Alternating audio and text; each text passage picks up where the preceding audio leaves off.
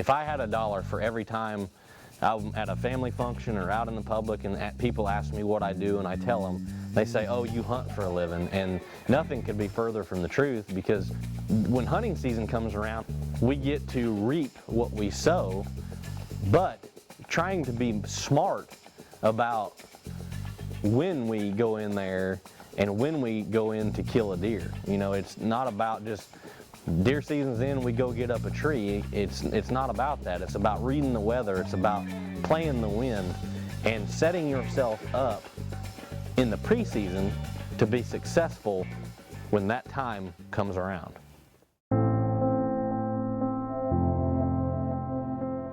This is really, really weird for me. This is probably the first time I've been deer hunting by myself in almost 12 years.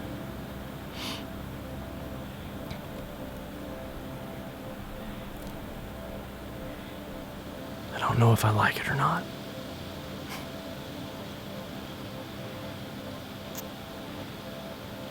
Now, for the past 12 years, it's either been me or Chuck in the tree, or me and Rick, or, you know, usually I've got somebody that can run the camera, but this year it's different. That being said, I've got really, really, really high expectations for this upcoming year. It's October 3rd. I'm sitting on a food plot. You watched it in the last show. We put it in, hung the trail cameras. You know, this is the first time I've had to actually go hunting by myself. So this is kind of my diary in the tree stand, and I'm starting it off right now.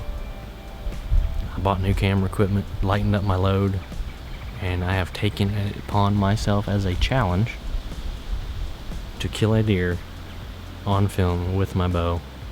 Not just a deer, but a big deer. If there's anywhere that's conducive to doing that, it's in this field right here. Hopefully we can have one come in and stab broadside at 30 yards. So, we'll see.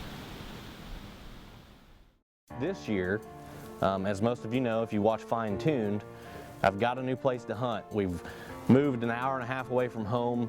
I don't want to have to drive over there every day. We're still going to hunt the family farm over there a little bit, but now I've got a place that's 10 minutes away. We've set it up, we've planted the food plots, we've hung the stands, we've hung the trail cameras. Now the two deer that I had picked out, I never really came up with any names for them. One of them is a mainframe 10-point. He's got a short G4 on one side compared to the other. He's nice and wide. And I think I classify this deer as a 4-year-old mainly just because I want to shoot him. I think he's low 150s, maybe high 140s. Still on the fence, sort of, about him. We do have another deer that we've classified as a shooter. I actually think he's a 5-year-old. It's so hard to tell because we don't have any history with these deer. You know, we're coming into the farm for the first year. We're going off of just our basic observations with the deer body language in front of the cameras.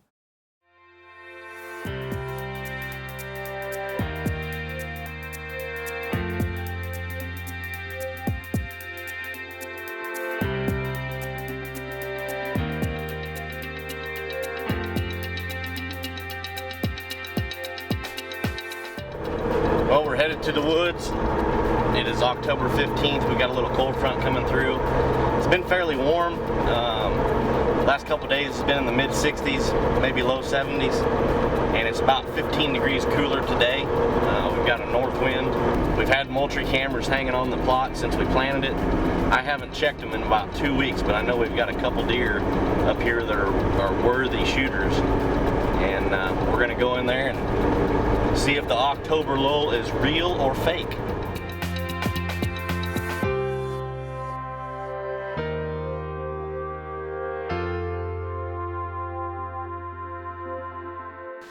This self-filming stuff's still trying to get used to it. I'm always used to hunting with somebody else up the tree or following me around, or me following Chuck or whoever. I just hope I don't screw it up.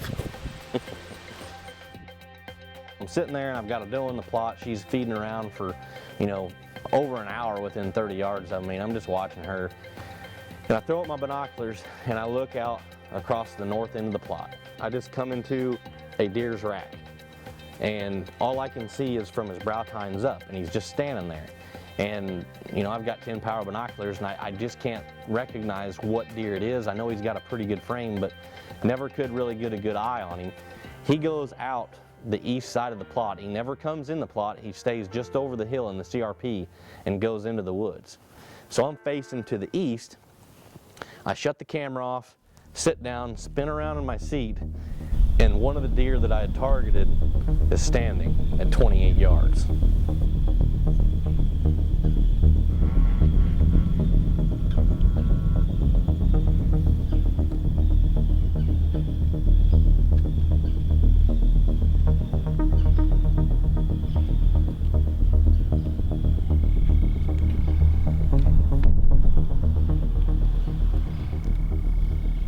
As I'm sitting there filming, he's calming down. He's not alert at all. He's just eating in the food plot. So the way he's coming, I'm just going to let him get till where he's at 20 yards.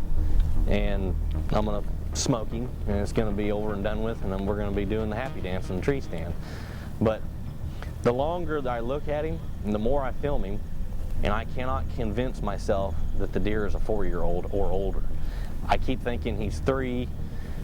You know, the angle's real bad. I'm really high in the tree and I'm looking straight down at him, so that he always looks smaller at that angle. But the longer I look at him, the more I'm thinking, Casey, you don't need to shoot this deer. He's only a 3-year-old, and he's a really, really, really good 3-year-old. He throws his head up and he looks out to the east of the plot, and here comes the buck that I had originally seen over the hill. He comes in bristled up, just looks like a Brahma bull wanting to fight. And he comes in there to 31 yards.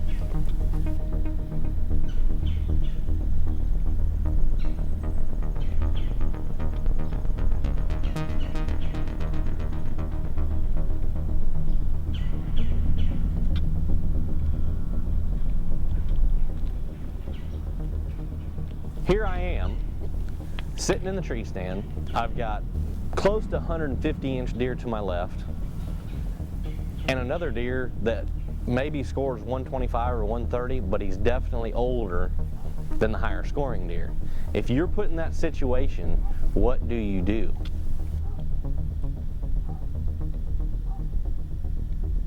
The way I look at it is the trophy in my eyes is the more mature deer.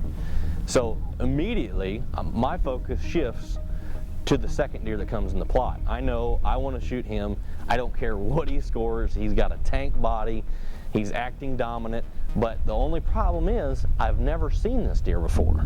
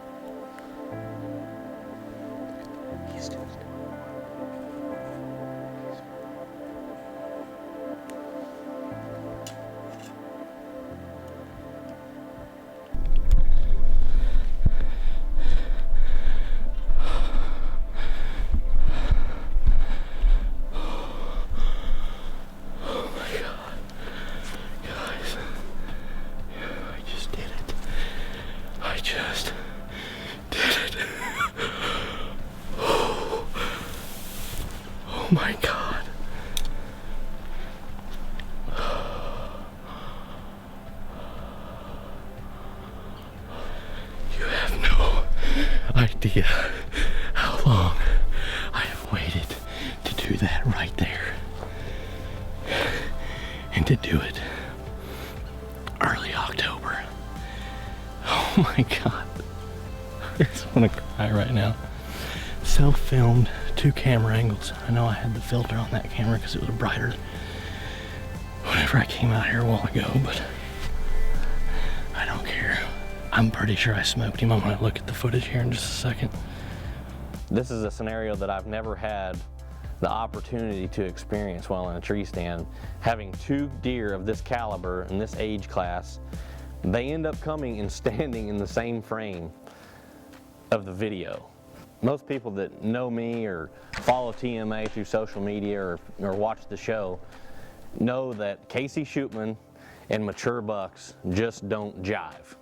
It seems like every year, you know, the past 3 or 4 years, every time that I go to the woods in front of the camera, try to kill a mature deer, it just doesn't happen. You know, whether it's coyotes that are running deer off the farms that we're trying to hunt, or, you know, they come in behind us, the wind's wrong, they blow out of there, or they just don't cooperate. It just seems like every time we have a deer come in front of us, it just doesn't happen. You know, we're not the Lakoskis, we're not the Drurys. We don't have a lot of land that we can actually manage and you know, maybe make a 3.5-year-old deer into a 6-year-old deer. You know, this farm's 120 acres. And it goes along with the story of how TMA has come about and how we are today. We're just the average guy, putting our time in just like everybody else, hunting small properties and manage them to the best we can. And when a 5.5-year-old deer steps out in the middle of a food plot, I am going to do everything I can to take advantage of it and get it on video for you guys to watch. It's just a great teaching tool. I was texting after I shot the deer, a couple of my buddies, and one of them told me, he said straight up, "You're crazy. You passed up a 150-inch deer for this, I don't know, 125, 130-inch deer." And I said, "You're darn right I did. It's just the teacher coming out in me. It's what we live for every day, is to show people the truth about deer hunting." And this is what it is, or not really the truth about deer hunting, the truth about management and how things actually work. It's real life. It's what we do every day.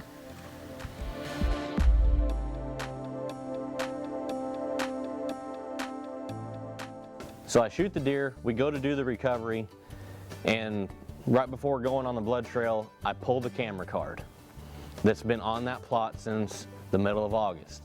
So we get back to the house, I pop in the SD card, and the deer that I killed shows up the day after I check the trail camera for the last time on October 3rd. October 4th he shows up.